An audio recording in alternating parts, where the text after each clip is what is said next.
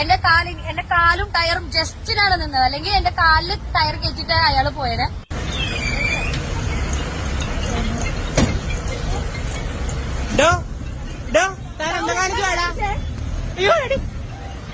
Okay, Apsara and Resmin bhai എല്ലാവർക്കും അറിയാമല്ലോ, big ബോസിനകത്ത് ഉണ്ടായിരുന്ന സമയത്ത് നല്ലൊരു ഓളം ഉണ്ടാക്കിയതാണ്. അപ്സര ബിഗ് ബോസിൽ നിന്നപ്പം അപ്സരയുടെ ഭർത്താവായിരുന്ന വ്യക്തിയായിരുന്നു അതിൽ കൂടുതൽ ഓളം ബിഗ് ബോസിന് പുറത്തുണ്ടാക്കിയത്. അങ്ങനെയൊക്കെ വലിയ വലിയ നല്ല പോസിറ്റിവിറ്റിയോട് കൂടി തന്നെ ബിഗ് ബോസിൽ നിന്ന് പുറത്തേക്ക് ഇറങ്ങിയ രണ്ട് വ്യക്തികൾ. ഇവർക്ക് കഴിഞ്ഞ ദിവസം KSRTC ഒരു ഡ്രൈവറുടെ ഭാഗത്തു നിന്നുണ്ടായ ഒരു ദുരനുഭവം. ആ ദുരനുഭവത്തിൽ ഞാൻ പറയാൻ പോകുന്നതിനകത്ത് രണ്ടു പേരുടെ ഭാഗത്തെ തെറ്റുകളും ഉണ്ട്. അത് രണ്ടും ഞാൻ അതിനകത്ത് കാണിക്കുന്നുണ്ട്. വീഡിയോ കാണുന്നവർ മൊത്തമായിട്ട് കണ്ടിട്ട് മാത്രം അഭിപ്രായം രേഖപ്പെടുത്തുക. ഓക്കെ, ഇവർ അത്താണി ഭാഗത്ത് വെച്ച് KSRTC ബസ്സുമായിട്ട് ഉണ്ടായ ഒരു അനുഭവവും ആ അനുഭവത്തെ തുടർന്ന് ഇവർ സ്റ്റേഷൻ മാസ്റ്റർക്ക് പരാതി കൊടുക്കാൻ ചെല്ലുന്നതും ഈ ഒരു ഇൻസിഡന്റിനെ തുടർന്ന് തന്നെ ഈ ഡ്രൈവറുടെ അടുത്ത് തന്നെ ഇവർ രണ്ടുവട്ടം ഇതിനെപ്പറ്റി ക്ലാരിഫിക്കേഷനായിട്ട് സംസാരിക്കാനായിട്ട് ചെല്ലുന്ന രീതിയും ചെന്നപ്പം ഉണ്ടായ ഡ്രൈവറുടെ ഭാഗത്തു നിന്നുണ്ടായ ഒരു തെറ്റായ പ്രവണത അത് തന്നെ ആയിരിക്കും ഞാൻ ഇന്നത്തെ വീഡിയോയിൽ നിങ്ങൾക്കായിട്ട് കാണിക്കാൻ പോകുന്നത്. ആദ്യം എന്താണ് ഇൻസിഡന്റ് എന്നും ഈ ഇൻസിഡന്റിനെ സംബന്ധിച്ച് എന്താണ് അവർക്ക് പറയാനുള്ളതെന്നും നമുക്ക് ആദ്യം അതൊന്ന് കണ്ടു നോക്കാം. ഹലോ, ഞങ്ങളിപ്പോൾ അങ്കമാലി KSRTC സ്റ്റാൻഡിലുള്ളത്. വളരെ മോശമായിട്ടുള്ള ഒരു അനുഭവം ഞങ്ങൾക്ക് ഇന്ന് ട്രാവൽ ചെയ്യുന്ന സമയത്ത് ഉണ്ടായിരുന്നു. ഞങ്ങള് കാറിൽ ട്രാവൽ ചെയ്യുന്ന സമയത്ത് ഞങ്ങൾ റൈറ്റ് സൈഡ് ചേർന്നാണ് പൊക്കോണ്ടിരുന്നത്. ലെഫ്റ്റ് സൈഡിൽ നിർത്തിയിട്ട് KSRTC, അതും ബസ് നമ്പർ ഇപ്പൊ പറയാം. ആ ബസ് നമ്മൾ ഒരു സിഗ്നൽ പോലും തരാതെയാണ് റൈറ്റ് സൈഡിലേക്ക് ടേൺ ചെയ്തത്. ബസ് നമ്പർ KL15A2308 KL15A2308 എന്ന് പറയുന്ന ബസ്സാണത്. ആ ബസ് ഞങ്ങള് ആക്സിഡന്റ് ആവേണ്ടതായിരുന്നു. ഞങ്ങൾ ബ്രേക്ക് പിടിച്ചതുകൊണ്ട് ഒന്നും സംഭവിച്ചില്ല. ഞങ്ങൾക്ക് ഇഞ്ചുറീസ് പറ്റിയിട്ടുണ്ട്. കാരണം പെട്ടെന്ന് സഡനായിട്ട് ബ്രേക്ക് പിടിച്ചപ്പോ സഡനായിട്ട് ബ്രേക്ക് പിടിച്ച് വണ്ടി നിർത്തിയപ്പോഴത്തേക്കും ഞങ്ങളുടെ തലയൊക്കെ പോയി ഇടിച്ചിട്ട് വയ്യാണ്ടായി. അത് കഴിഞ്ഞിട്ട് ആ തലയിടിച്ച അപ്സരയുടെ മുഖം കണ്ടോ? എന്തോ പ്രശ്നം പറ്റിയിട്ടുണ്ടോ കൊച്ചിന്? ആ സത്യമായിട്ട് എന്തോ പറ്റി? ഞങ്ങള് വീണ്ടും കാർ എടുത്തിട്ട് അടുത്ത സ്റ്റോപ്പിൽ ബസ് നിർത്തിയപ്പോ ഞങ്ങൾ ഓവർടേക്ക് ചെയ്തിട്ട് ബസ്സിന്റെ ഫ്രണ്ടിൽ നിർത്തി. വണ്ടി ഓവർടേക്ക് ചെയ്ത് നിർത്തിയിട്ട് ഞാൻ കാറിൽ നിന്ന് ഇറങ്ങി ആ ഡ്രൈവറിന്റെ അടുത്ത്. അതെന്തിനാ കുഞ്ഞി ഓവർടേക്ക് നിർത്താനൊക്കെ പോയത്? ഓവർടേക്ക് തന്നെ നിർത്തിയെന്നല്ലേ പറയുന്നത്? അതൊരു നാഷണൽ ഹൈവേ അല്ല നിങ്ങൾ ഓവർടേക്ക് കൊണ്ട് നിർത്തിയത്. ഒന്നാമത്തെ കാര്യം, ഇങ്ങനെ ഓവർടേക്ക് ചെയ്ത് ഇങ്ങനെ ഒരു ഇഷ്യൂ ഒക്കെ ഉണ്ടെന്നുണ്ടെങ്കിൽ നമ്മൾ ഓവർടേക്ക് ചെയ്തുകൊണ്ട് നിർത്തുമ്പോഴത്തേക്കിന് അത് ആ ഡ്രൈവറുടെ മാത്രം എന്താ ബുദ്ധിമുട്ടായിരിക്കത്തില്ല. ആ ബസ്സിനകത്ത് 10-48 പേര് ഇരിപ്പുണ്ട്. അവർക്കെല്ലാം ഈ ബുദ്ധിമുട്ടുണ്ടാവും. അവർ പെട്ടെന്നൊരു സ്ഥലത്ത് ചെല്ലേണ്ടവരായിരിക്കും. അപ്പം നമ്മൾ നമ്മളേതായ കാര്യത്തിന് അവിടെ കൊണ്ട് ഓവർടേക്ക് ചെയ്ത് നിർത്തുമ്പോഴത്തേന് അത്രയും പേരുടെ സമയം അതിനകത്ത് പോകുന്നത്. അങ്ങനെ ഒരുപാട് കാര്യം ഇതിനകത്തുണ്ട്. സൈഡിൽ പോയി നിന്നിട്ട് മാന്യമായിട്ട് ചേട്ടൻ എന്താ ഉദ്ദേശിച്ചത്, എന്താ കാണിച്ചതെന്ന് ചോദിക്കാൻ ചെന്നപ്പോ അയാള് വെറുതെ എന്റെ മുഖത്ത് നോക്കി ഒരക്ഷരവും ഉണ്ടാതെ ഞാൻ സൈഡിൽ തന്നെ നിൽക്കുന്നുണ്ട്. എന്റെ സൈഡ് ചേർത്ത് തന്നെയാണ് അയാള് വണ്ടി എടുത്തിട്ട് പോയത്. എന്റെ ഓക്കെ, ഇതിപ്പോ നിങ്ങൾക്ക് എന്താ കാര്യമൊന്നും മനസ്സിലായോ? അതായത് ഈ 2 വരി പാത, അതായത് 4 വരി പാതയിൽ 2 വരി പാത, 2 വരി പാതയുടെ ഇടത് സൈഡിൽ ബസ് നിർത്തുന്നു. ബസ് നിർത്തിയതിനു ശേഷം ഇയാൾ ബാക്ക് നോക്കാതെ തന്നെ വണ്ടി റൈറ്റിലോട്ട് ടേൺ ചെയ്തെടുക്കുമ്പോൾ ഈ റൈറ്റ് സൈഡ് പാതയിൽ കൂടെ കാറിൽ വന്നുകൊണ്ടിരുന്ന ഇവര് പെട്ടെന്നൊരു ബസ് ക്രോസ് വന്നപ്പോൾ ഇവര് റൈറ്റിലോട്ട് ഡിവൈഡറിന്റെ സൈഡിലോട്ടുള്ള ആ ഒരു മെയിൻ പാതയുണ്ടല്ലോ, ആ പാതയിലോട്ട് വണ്ടി ക്രോസ് കൊണ്ടുവന്ന് ബ്രേക്ക് പിടിക്കുന്നു. ഇതാണ് ഇൻസിഡന്റ് ഉണ്ടായത്. അതിനുശേഷം ഓവർടേക്ക് ചെയ്തുകൊണ്ട് നിർത്തുന്നു. ആ ഓവർടേക്ക് ചെയ്ത് നിർത്തിയത് ഇച്ചിരി മോശമായിപ്പെട്ട ഒരു കാര്യം തന്നെ ആയിരിക്കും കേട്ടോ. ഓക്കെ, അപ്പൊ അങ്ങനെ നിർത്തി അവരോട് സംസാരിച്ചു. പിന്നെ അയാൾ ഈ റസ്മിൻ, അതായത് ഈ ഡ്രൈവറുടെ സൈഡിലുള്ള വിൻഡോയുടെ സൈഡിൽ തന്നെ നിന്ന് സംസാരിക്കുമ്പോഴത്തേന് വീണ്ടും അങ്ങോട്ട് ചേർത്തെടുക്കുന്നു. നെഞ്ചത്തിന്റെ സൈഡിൽ കൂടെ വണ്ടി ഇങ്ങനെ ഓടിപ്പോകുന്നു. ഇതാണ് ഇൻസിഡന്റ് ആയിട്ട് ഇവർ പറയുന്നത്. ഇവർ എന്തോ ഒരു പ്രോഗ്രാമും കാര്യമൊക്കെ ആയിട്ട് 4 മണിക്ക് അങ്ങാണ്ട് എത്തേണ്ടതായിരുന്നു. അതിന് വേണ്ടിയിട്ട് ഇന്ന സ്ഥലത്തോട്ട് പൊക്കോണ്ടിരിക്കുമ്പോഴാണ് അത്താണിയിൽ വെച്ച് ഇൻസിഡന്റ് ഉണ്ടാകുന്നത്. അങ്ങനെ ഇവർ ആലുവയിൽ എത്തുന്നു. ആലുവ സ്റ്റേഷൻ മാസ്റ്റർക്ക് ഇതിനെ സംബന്ധിച്ചുള്ള പരാതിയും കാര്യങ്ങളും കൊടുക്കുന്നു. അതിനുശേഷം ഇവർ ആലുവയിൽ വെച്ച് തന്നെ ഈ ബസ്സുകാരനുമായിട്ട് വീണ്ടും സംസാരത്തിലാകുന്നു. അതിന്റെ വിഷ്വൽ ഞാൻ ഇതിനകത്ത് കാണിക്കുന്നതായിരിക്കും. നമുക്ക് അപ്സരയുടെ വോയിസ് കേൾക്കാം. അപ്സര ഫോൺ വിളിച്ച് സംസാരിക്കുന്നുണ്ട്. അത് കൃത്യമായിട്ട് ഇതിനകത്ത് കാണിച്ചു തരാം. ഇപ്പൊ കാറിൽ പോകുമ്പോ ഈ അത്താണി എത്തുന്ന സ്ഥലത്തെത്തുമ്പോൾ ഞങ്ങൾ റൈറ്റ് സൈഡിൽ കൂടെ സാധാരണ ഇങ്ങനെ പോകുന്ന പോലെ പോയിക്കൊണ്ടിരിക്കുന്നുണ്ട്. അപ്പൊ ഈ ലെഫ്റ്റ് സൈഡില് ഈ ബസ് നിർത്തിയിട്ടേക്കുമായിരുന്നു. ആൾക്കാരെന്തോ കയറ്റാൻ വേണ്ടി നിർത്തിയിട്ടേക്കുക. അപ്പൊ ഞങ്ങള് നോർമൽ പോകുന്ന പോലെ പോയപ്പോ ഇയാള് സിഗ്നൽ ഇടുവോ അല്ലെങ്കിൽ ബാക്കിലേക്ക് ഒന്ന് നോക്കുക പോലും ചെയ്യാണ്ട് ഭയങ്കര സ്പീഡില് റൈറ്റിലേക്ക് കട്ട് ചെയ്ത് അങ്ങ് കയറി. അപ്പൊ ഞങ്ങളുടെ വണ്ടിയിലേക്ക് ഇടിക്കാൻ വേണ്ടി വന്നപ്പോ ഞങ്ങള് ഡിവൈഡറിന്റെ അടുത്തേക്ക് സഡൻ ബ്രേക്ക് ഇട്ട് ചവിട്ടി നിർത്തി വണ്ടി. അപ്പൊ ഞങ്ങളെല്ലാരും ഇത് റോഡിൽ കൂടെ വണ്ടി, കാറ്, ബൈക്ക് എല്ലാം ഓടിക്കുന്നവർക്ക് ഒരു തവണയെങ്കിലും ഉണ്ടായിട്ടുള്ള അനുഭവം തന്നെയായിരിക്കും ഇപ്പൊ ഈ അപ്സര പറയുന്നത്. കാരണം നമുക്ക് മനസ്സിലാവുന്ന കാര്യമാണ്, ഇവനൊന്നും വണ്ടി ഓടിക്കുമ്പോൾ ഒരുത്തനെന്നല്ല മെജോറിറ്റി ആൾക്കാരും ഈ പറയുന്ന ഇൻഡിക്കേറ്റർ ഇടുകയോ അല്ലെങ്കിൽ ബ്രേക്ക് പിടിക്കുമ്പോൾ പ്രോപ്പറായിട്ടൊരു റോഡ് ഒതുക്കി വണ്ടി നിർത്തുകയോ അല്ലേ, അത് വണ്ടി എടുക്കാൻ നേരം കൃത്യമായിട്ട് ഇൻഡിക്കേറ്റർ ഇട്ട് വണ്ടി എടുക്കുകയോ. ഈ KSRTC ബസിന്റെ ഒക്കെ ബാക്കിലത്തെ ബ്രേക്ക് ലൈറ്റ് തെളിയുന്നുണ്ടോ? അതൊന്നും ആലോചിച്ച് നോക്ക്. നിങ്ങൾക്ക് കുറെ ബസ്സിന്റെ ബാക്കിൽ എന്തോ ഡേഞ്ചറസ് ഡ്രൈവ് ചെയ്യുകയാണെങ്കിൽ ഈ നമ്പറിൽ വിളിക്കാനെന്നൊക്കെ പറഞ്ഞ് എഴുതി കുറച്ചൊക്കെ വെച്ചിട്ടുണ്ടല്ലോ. അതിനൊക്കെ വിളിച്ചു കഴിഞ്ഞാൽ നിങ്ങൾ വല്ല റെസ്പോണ്ടും ചെയ്യുന്നുണ്ടോ? ആ എഴുതി വെച്ചേക്കുന്ന പകുതി സാധനങ്ങൾ കീറി കളഞ്ഞേക്കുമായിരിക്കും ആൾക്കാർ.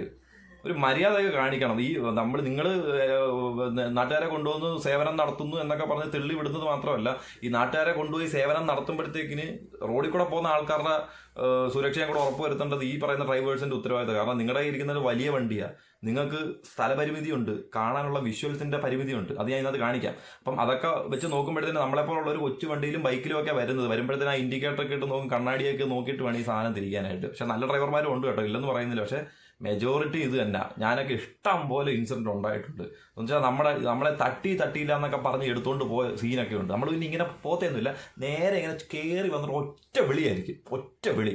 ആ വിളിക്കകത്ത് ആ മുഴങ്ങണം, ആ വിളിച്ചിട്ട് അങ്ങ് പോകും. സമാധാനം, ഒരു മനസ്സിനൊരു സാറ്റിസ്ഫാക്ഷൻ കിട്ടുന്ന അപ്പോഴാണ്. സത്യം ഒന്ന് കാര്യം പറയുന്നത് മോശമാണെന്ന് അറിയാം, പക്ഷെ ഇവന്മാർ കാണിക്കുന്നതിന് അതല്ല, ഇതിന്റെ അപ്പുറം ചെയ്തേ പറ്റൂ. പോയി ഇടിക്കുകയും തലയൊക്കെ ഇടിക്കുകയൊക്കെ ചെയ്തു. എന്നിട്ട് പുള്ളി ഒന്നും നോക്കാണ്ട് പുള്ളി ഭയങ്കര സ്പീഡിൽ വണ്ടി എടുത്തങ്ങ് പോയിട്ട് ഞങ്ങൾക്ക് ഇന്ന് 4 മണിക്ക് ഷൂട്ട് ഉള്ളതാ, പക്ഷെ ഞങ്ങൾ ലേറ്റായി. അപ്പം എന്നിട്ട് അതൊന്നും കുഴപ്പമില്ല വെച്ചിട്ട് ഞങ്ങൾ പോയി. അങ്കമാലി എത്തിയപ്പോ ഈ വണ്ടി വീണ്ടും ആൾക്കാരെ കയറ്റാൻ വേണ്ടിട്ട് അവിടെ സ്റ്റോപ്പ് ചെയ്തേക്കണ കണ്ടു.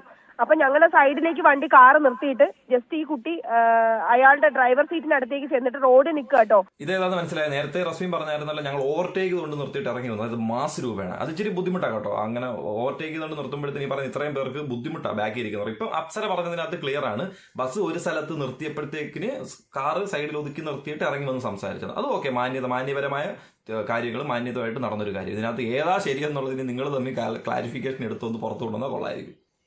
മെയിൻ റോഡിൽ നിന്നിട്ട് പുള്ളിക്കാരൻ ചേട്ടൻ എന്തായി കാണിച്ചേ, ഞങ്ങളുടെ ദേഹത്ത് ഇപ്പൊ ഞങ്ങളുടെ വണ്ടിയിലേക്ക് ഇരിക്കാൻ വേണ്ടി പോലും ഞങ്ങളുടെ തലയൊക്കെ മുട്ടി എന്ന് പറഞ്ഞപ്പോഴത്തേക്കും പുള്ളി ഒന്ന് ശ്രദ്ധിക്കുക പോലും ചെയ്യാണ്ട് ഇവളുടെ ദേഹത്തേക്ക്, കാരണം ഞങ്ങൾ നോക്കുമ്പോൾ അവിടെ നിന്ന് ആൾക്കാരൊക്കെ കണ്ടിട്ടുണ്ട്, ആൾക്കാരൊക്കെ വിളിക്കുകയൊക്കെ ചെയ്തു. കാരണം ഇവളുടെ കാലിന്റെ സൈഡിൽ കൂടെ ടയർ കയറിയനെ ഇവളുടെ ദേഹത്തേക്ക് റൈറ്റ് സൈഡിലേക്ക് പുള്ളി വീണ്ടും ഭയങ്കര സ്പീഡിൽ അങ്ങ് വണ്ടി എടുത്തു. അപ്പൊ ഇവള് റൈറ്റിലേക്ക് ചാടി. അപ്പൊ ഭാഗ്യത്തിനപ്പോ വേറെ വണ്ടിയൊന്നും വരാത്തതുകൊണ്ട് അവർക്ക് വേറെ അപകടമൊന്നും ഉണ്ടായിട്ടില്ല.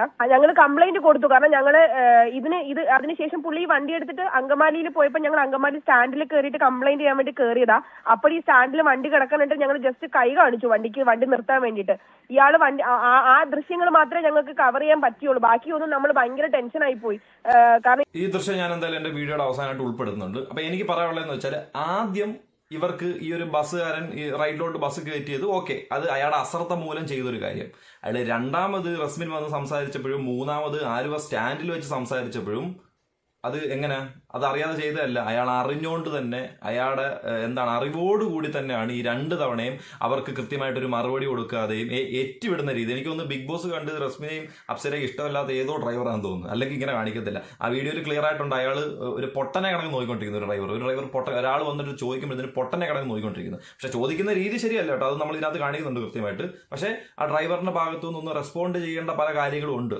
നമ്മളെ പറ്റി ഒരു ആരോപണം ഒരു വണ്ടി ഓടിക്കുന്നതിനകത്ത് ഒരാൾ പറഞ്ഞു കഴിഞ്ഞാൽ നമ്മളത് ക്ലാരിഫൈ ചെയ്ത് കൊടുക്കണം. അവിടെ വന്നിട്ട് ഈഗോയും പറഞ്ഞുകൊണ്ട് നിൽക്കല്ലേ. ആ ഈഗോ കൃത്യമായിട്ട് ആ ഡ്രൈവറുടെ ആ ഒരു പെരുമാറ്റത്തിൽ നമുക്ക് കൃത്യമായിട്ട് മനസ്സിലാവുന്നുണ്ട്. ഓക്കെ, ബാക്കി കൂടെ നോക്കാം, കാണിച്ചു തരാം. ഇവിടെ ദേഹത്ത് വണ്ടി കയറുമെന്ന് പേടിച്ചിട്ട് നമുക്കപ്പം വീഡിയോ ഒന്നും ആ സമയത്ത് ആരും ഷൂട്ട് ചെയ്യത്തില്ലല്ലോ.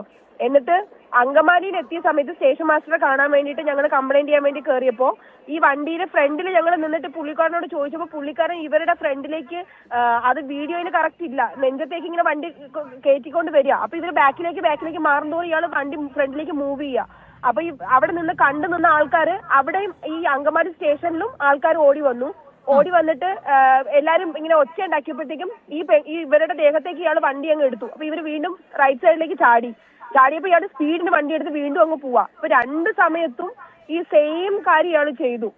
ഓക്കെ, അപ്പം ഈ അങ്കമാലി സ്റ്റേഷനിൽ വെച്ചുണ്ടായ ആ ഒരു അനുഭവം, അതായത് വണ്ടി എടുത്ത് നെഞ്ചത്തോട്ട് കയറ്റാൻ പോയി എന്ന് പറഞ്ഞല്ലോ, ആ ഇൻസിഡന്റ് ഞാനൊന്ന് പറയാം, അല്ലെങ്കിൽ ഒന്ന് കാണിക്കാം.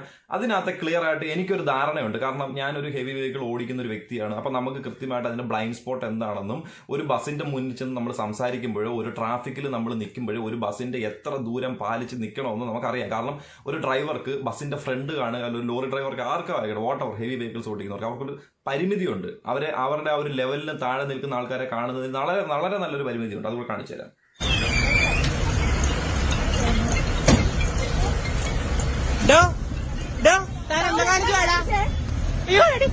ആ വിളി കണ്ടോ? ആരെ വിളിക്കുന്നത്? വീട്ടിൽ അച്ഛനാണോ വിളിക്കുന്നത്? അല്ല കൊച്ചച്ഛനാണോ വിളിക്കുന്നത്? അങ്ങോട്ട് മര്യാദ കൊടുത്താലേ ഇങ്ങോട്ട് മര്യാദ കിട്ടത്തുള്ളൂ. ഇതാ പറഞ്ഞ രണ്ടുപേരുടെയും ഭാഗത്ത് തെറ്റുണ്ട്. ഇവരങ്ങോട്ട് കൊടുക്കേണ്ട മര്യാദ അയാൾക്ക് കൊടുത്ത് കാണത്തില്ല, അയാൾ തിരിച്ച് ഇങ്ങോട്ടും തന്നില്ല. പക്ഷേ അയാളെ സംബന്ധിച്ച് അയാൾ പൊതുജനങ്ങൾക്കിടയിലൂടെ കുറച്ചധികം ആൾക്കാരെ കൊണ്ട് ഒരു ഗവൺമെന്റ് സർവീസിന്റെ ഗവൺമെന്റ് പൊസിഷനിലിരിക്കുന്ന ഒരു വ്യക്തിയാണ്. അപ്പം അയാൾ കൊടുക്കേണ്ട മര്യാദ ഇതൊന്നും അല്ല. പക്ഷേ ആസ് എ പേഴ്സൺ ഒരു ഓഫീസർക്ക് അറിയാലോ, ഒരു ഗവൺമെന്റ് ഓഫീസർ തന്നെ, ആ ഒരു ഓഫീസർക്ക് നമ്മൾ കൊടുക്കേണ്ട ഒരു മര്യാദയുണ്ട്. അത് ഇവരുടെ ഭാഗത്തൊന്നും കൊടുത്തിട്ടില്ല.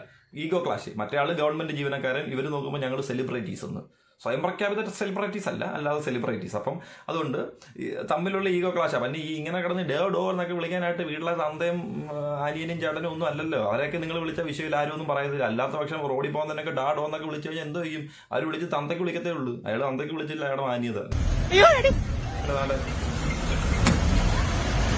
പറയുന്നത്. ആ കാറിന്റെ ബസിന്റെ ഫ്രണ്ട് നെഞ്ചത്ത് കയറ്റി എടുത്തോണ്ട് പോയിരുന്നു. ഒന്നാമത്തെ കാര്യം അത് ബ്ലൈൻഡ് സ്പോട്ടാണ്. ഈ ലെവലിന് താഴെ ഹൈറ്റുള്ള ആൾക്കാരൊന്നും എൻ്റെ ഫ്രണ്ടിൽ പോയി നിൽക്കരുത്. നമ്മൾ ബസ് ബൈക്ക് ഒന്നും കൊണ്ട് നിർത്തില്ല, അവർക്ക് കാണാൻ പറ്റത്തില്ല, അത് അവരെ കുറ്റം പറയാൻ പറ്റത്തില്ല. രണ്ടാമത്തെ കാര്യം എന്ന് വെച്ചാൽ ഇതൊരു സ്റ്റാൻഡാണ്, അതായത് ആലുവ ബസ് സ്റ്റാൻഡാണ്. അത് ബസ് പോകുന്ന വഴിയാണ്, അതായത് ബസ്സിന് മാത്രം പോകാനുള്ള ഒരു വഴിയാണ്. നമുക്കത് ക്രോസ് ചെയ്യാനും എടുക്കാൻ പോലുള്ള നമുക്ക് റൈറ്റ്സ് ഇല്ല, ഒന്നാമത്തെ കാര്യം. അപ്പോൾ അതിൻ്റെ ഫ്രണ്ടിൽ പോയി എന്നിട്ട് ഇങ്ങനെ നെഞ്ചും പിരിച്ച് നോക്കിക്കൊണ്ട് നിൽക്കരുത്.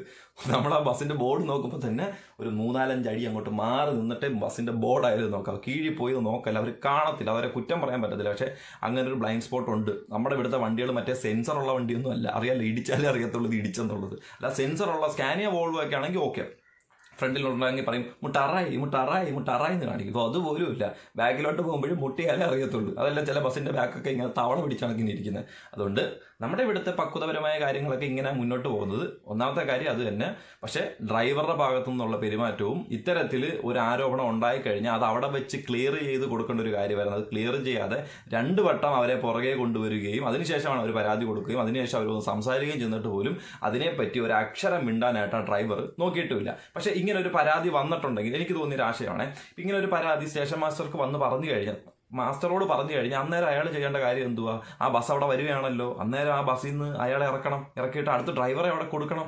നമുക്ക് എല്ലാ സ്റ്റേഷനിലും സ്പെയർ ഡ്രൈവേഴ്സ് കാണുമല്ലോ. അവരെ കയറ്റി വണ്ടി ഓടിപ്പിച്ച് വിടണം. എന്നിട്ട് ഡ്രൈവറെ ഇറക്കിയിട്ട് ഇതിന് ക്ലാരിഫിക്കേഷൻ എന്താണെന്ന് കൃത്യമായിട്ട് എടുക്കണം. അതല്ല ചെയ്യേണ്ടത്. അല്ല, പരാതി മേടിച്ച് വെക്കുമ്പോൾ തന്നെ ആ പരാതിയിൽ ഉന്നയിക്കുന്ന വ്യക്തി ഇതോ അവിടെ ബസ്സുമായിട്ട് വരിക, എന്നിട്ടാണ് നീ പോയിട്ട് വാ, എന്നിട്ട് നമുക്ക് നോക്കാം. അങ്ങനല്ല ചെയ്യേണ്ടത്. മാന്യമായ ഒരു ഇടപെടൽ അപ്പം തന്നെ നടത്തിയിരുന്നെങ്കിൽ ചിലപ്പോൾ ഇതൊരു വലിയ ഇഷ്യൂ ആയിട്ട് ഇപ്പം ഈ സംസാരിക്കുന്ന രീതിയിൽ വരത്തില്ലായിരുന്നു. അപ്പോൾ ഈ ഇഷ്യൂ ക്രിയേറ്റ് ചെയ്തതിനകത്ത് KSRTCയുടെ ഭാഗത്തു നിന്നും കുറ്റകരമായ കാര്യമുണ്ട്. അത് ഇങ്ങനൊരു പ്രശ്നം നടന്നതുകൊണ്ടാണ് അവർ രണ്ടാമതും ഒരു വീഡിയോ ആയിട്ട് വന്നത്. കാരണം ആദ്യം നടന്ന ഇൻസിഡൻറ്റും അവർ രണ്ടാമത് പോയി സംസാരിച്ചതും ഒരു വീഡിയോ റെക്കോർഡ് ചെയ്തിട്ടില്ല. മൂന്നാമത് സംസാരിച്ചതിൻ്റെ ഒരു 10-12 സെക്കൻഡ്സ് മാത്രമാണ് അവർ നമുക്ക് മുന്നിലേക്ക് എടുത്ത് കാണിച്ചത്. അത് സത്യം പറഞ്ഞാൽ വലിയ മര്യാദയുള്ളൊരു കാര്യം തന്നെ. ഇപ്പം ഒരു 4 പേര് അറിയാവുന്ന ഒരാളാണെങ്കിൽ എന്തെങ്കിലും പ്രശ്നം നടന്നാൽ അപ്പോഴേ ക്യാമറയും തൂക്കിയെടുത്തായിരിക്കും എൻ്റെ ഫ്രണ്ട് നിൽക്കുന്നിടത്ത്. ഇവർ അത്യാവശ്യം നല്ല ഫെയിമിൽ നിൽക്കുന്ന ആൾക്കാരായിട്ടും ഒരു ചെറിയ ഭാഗം മാത്രമേ വീഡിയോയിൽ ഉൾപ്പെടുത്തിയിട്ടുള്ളൂ. കാര്യങ്ങൾ ക്ലിയർ കട്ടായിട്ട് അപ്സരയുടെ വായിൽ നിന്ന് വ്യക്തമായിട്ട് മനസ്സിലാവുന്നുണ്ട്. പക്ഷേ ഇത് മന്ത്രി ഗണേഷ് കുമാർ സാർ ഇതൊക്കെ ഒന്ന് നോക്കണം. കാരണം ഇവന്മാരുടെ പരിപാടി ഇതൊക്കെ തന്നെ. ഞാൻ വരെ വിളിച്ചിട്ടുണ്ട് ചീത്ത, ഉള്ള കാര്യം പറയാമല്ലോ. ഇതിപ്പോൾ എന്തെങ്കിലും ചെയ്യുന്നത് ചെയ്താൽ, പക്ഷേ ഇവന്മാർ ശരിയല്ല. ഇവന്മാരൊക്കെ വിചാരമുണ്ടല്ലോ KSRTC ബസ്സിനകത്തിരിക്കുമ്പോൾ മന്ത്രിയുടെ പവറാണെന്നാ. അവർക്ക് അറിയത്തില്ലല്ലോ 4 വീലുള്ള വണ്ടി ചവിട്ടിയാൽ നിൽക്കത്തില്ലയോ എന്നൊക്കെ. പക്ഷേ നോക്കണം, ഉള്ള കാര്യം പറയാം, നോക്കണം. നിങ്ങൾ മന്ത്രിയായിട്ടിരുന്ന് നിങ്ങൾ വലിയ വാഗ്ദാനങ്ങൾ കൊടുക്കുന്നു, വായ്ത്താളം കൊടുക്കുന്നു, 4 പേര് ബൈക്കിനകത്തിരുന്ന് പിടിച്ചു നിർത്തുന്നു, ലൈസൻസ് കട്ടാക്കുന്നു, പിടിച്ചു മാറ്റുന്നു, ഏറെ ഏതെങ്കിലും ഡ്രൈവർമാർ എന്തെങ്കിലും പറയുവാണെങ്കിൽ അവന്മാരെ വാടപ്പിക്കുന്ന രീതി അങ്ങോട്ട് സംസാരിപ്പിക്കുന്നു. അതൊക്കെ മന്ത്രിപദം വെച്ച് ചെയ്യുന്ന കാര്യങ്ങളാണല്ലോ. പക്ഷേ ഇങ്ങനെയുള്ള കാര്യങ്ങളോട് ഒന്ന് ശ്രദ്ധിച്ചിട്ട് ഇവന്മാരെയൊക്കെ ഒന്ന് മര്യാദ പഠിപ്പിച്ചൊന്ന് മര്യാദയ്ക്ക് ജോലി ഇറക്ക്. ശമ്പളമൊക്കെ കൊടുക്കുന്നുണ്ട്, അത് കൊടുക്കുന്നുണ്ടെന്ന് നമുക്കറിയാം. പക്ഷേ ഒന്ന് മര്യാദയ്ക്ക് ഒന്ന് പഠിപ്പിച്ച് കൃത്യമായിട്ട് ഇറക്കി വിട്ടാൽ പൊതുജനങ്ങളെ നെഞ്ചത്തൂടെ കയറ്റുന്ന പരിപാടി അവന്മാരങ്ങ് നിർത്തും.